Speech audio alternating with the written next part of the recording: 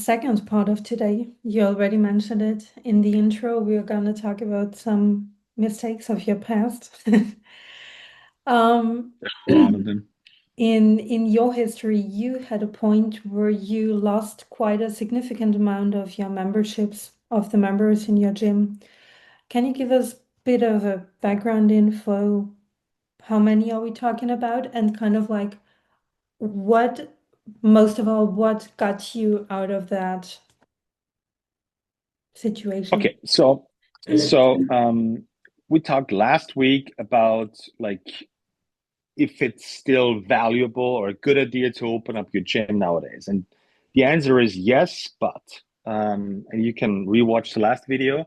Yes, it is, but only if you set up in a way that will allow you to feel and be successful for a long time. So here's my failure story. And you can do whatever you want with. I'm just going to share with you now. So we made a transition about, oh my gosh, 6 or 7 years ago from a pure CrossFit gym for almost the same amount of time. Like again, 6 years, so 6 years of pure CrossFit going into, okay, I want to actually start solving problems and just stop focusing on just doing exercise and ticking off Excel boxes and just trying to make 30 snatches faster with the same weight than last time. And I prepared this for like a good year, a really good year straight. I changed my way of training according to the book that I've now written, and I brought my coaches in. So we really practice a different way than just doing exercises. So everybody like from the team was on board. And then I was like, okay, seems like now it's a good time to show that new structure and our thoughts and our vision of how to train you, my beloved dear members out there in my gym, differently. So I set up a big meeting, like 75% of people showed up. It was like a huge crowd, like 100 people showed up. We trained, and I uh, did a little presentation of what we're going to do, what we're focusing on. We're focusing on the big muscle groups and less pain and blah, blah, blah, blah. And like, obviously, I expected like a warm welcome. I expected like not confetti, but some sort of like a little bit of applause from like standing ovations, nothing big, just standing ovations. But none of that happened. There were people standing up saying, I don't care if I get hurt doing CrossFit. I just want to do CrossFit. And if my shoulder hurts, so be it. And I was like, oh, that's interesting. And So you're, we're not talking about professional athletes here, I guess. no, no, no. We're talking about, Mm. by the way, very smart people, like Mm. very smart people, very intelligent people, literally telling me to my face, like, I just want to do what's on Instagram and on the CrossFit games and all those workouts. And if my shoulder hurts, like somebody else is going to take care of it, like physios, doctors, or whoever takes care of broken shoulders now. I was like, oh, I didn't, I was kind of disappointed. And I was like, I didn't expect it. Like, okay, so you're rather hanging on to a methodology that you know is going to harm your shoulder and your back and your hips and whatever, rather than trying something that I've personally tested and all of my coaches personally tested and had tremendous progress and fun, by the way, doing because it's not as shiny and sexy as a current methodology that's on the horizon to kind of go downwards, anyways. That's interesting. Um, and there were a lot of other people like, no, I want to do this workout, this workout. It's like, okay, honestly, I've lost control of my own gym. That's what it literally told me. It's like, okay, I'm presenting workouts and I'm trying to entertain people and I'm trying to build a community here. And that's valuable as well, but I'm not in control of my own business here at all. Like if I want to change something in my programming that I know will help my people and people refuse it, you're not in control.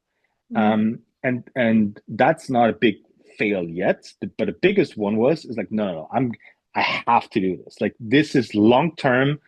This is the way to go. This is I cannot I just cannot look at my members. They're getting non-traumatically hurt in training and doing something else and falling off the wagon every 2, 3 years and obviously canceling the memberships at some point. Like this is not something like this is against everything that I believe in. So I was like, no, I have to do this. Okay. Well, that meant 25% of my people left in the week after this meeting. Okay, if you own a gym, you know what that means. Losing 25% of people is like, not like you're gonna just brush it off and be like, oh, it was a bad week. No, no, no. This is like financially destabilizing your business. Like losing 25% of your revenue, obviously, this is not something that you can just, I don't know, make up with a great marketing idea. No, this is substantial.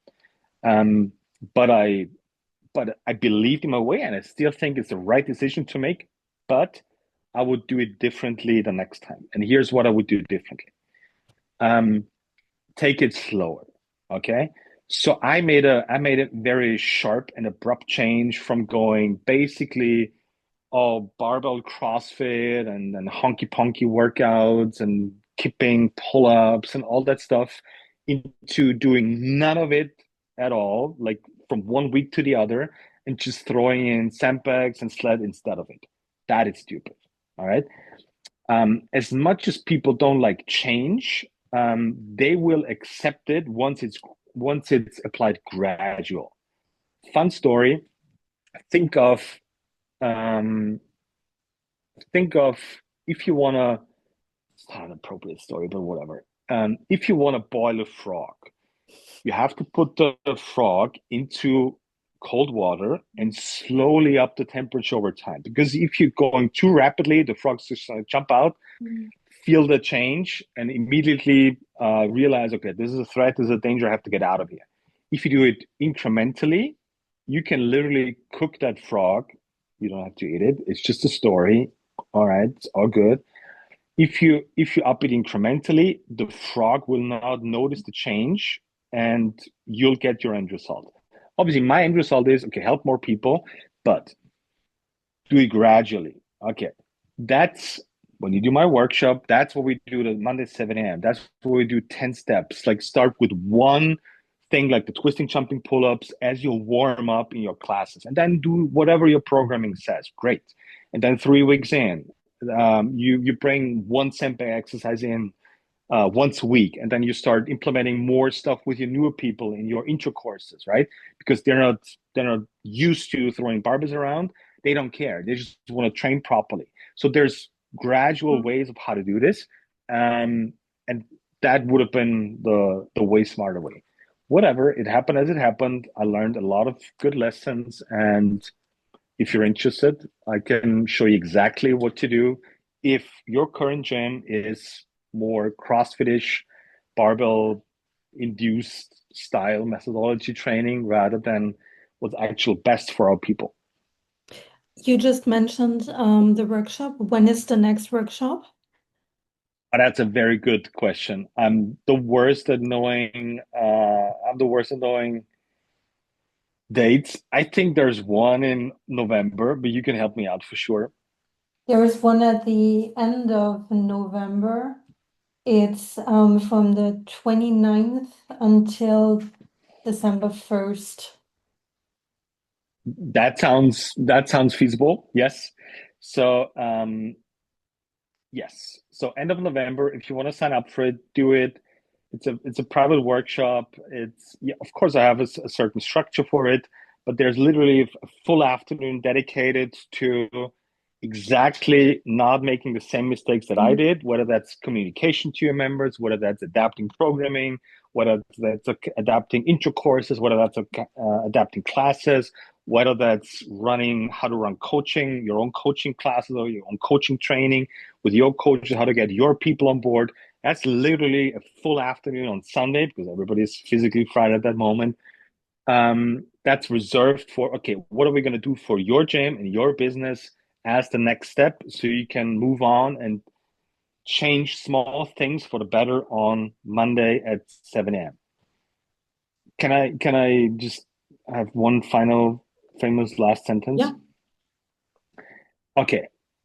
As much as this all sounds, and it is, for helping more people either fix their shoulders, fix the back, or whatever it is, this is vital for you as a gym owner out there to survive financially.